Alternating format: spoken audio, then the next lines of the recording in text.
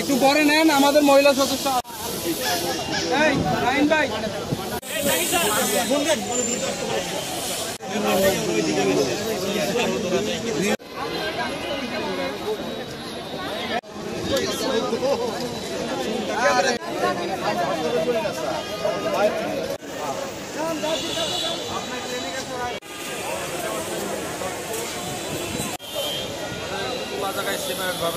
Mymensingh medical college হসপিটালে এসে আমরা দেখতে পাই প্রচুর দালাল শ্রেণীর মানুষজন যে স্বাভাবিক যে চিকিৎসা সেবাটা নেয় সাধারণ মানুষ সেটি থেকে বঞ্চিত করে অন্যান্য ক্লিনিকে ডাইভার্ট করার জন্য এখানে তারা একটা শ্রেণী গড়ে উঠছে। এটি যারা বিভিন্ন ভাবে একটা লাইনে দাঁড়ায় যাতে করে সাধারণ মানুষ এই লাইনে দাঁড়িয়ে চিকিৎসা সেবাটা নিতে না পারে বা এখানকার যে টেস্টের ফ্যাসিলিটিটা আছে সেগুলা যাতে না নিতে পারে, এই বাইরে থেকে নিতে হয়, এই ধরনের এমন ভাবে একটা সিন্ডিকেটিং করে রাখছে যাতে করে সাধারণ মানুষ কোনোভাবেই এখানে অ্যাক্সেস করতে না পারে।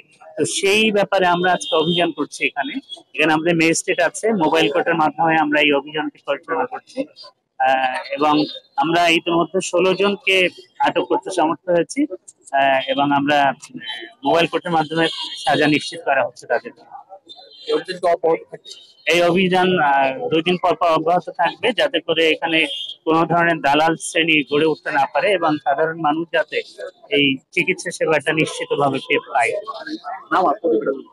আমি মোহাম্মদ শামসুজ্জামান, অতিরিক্ত police super, company commander, RAB Mymensingh.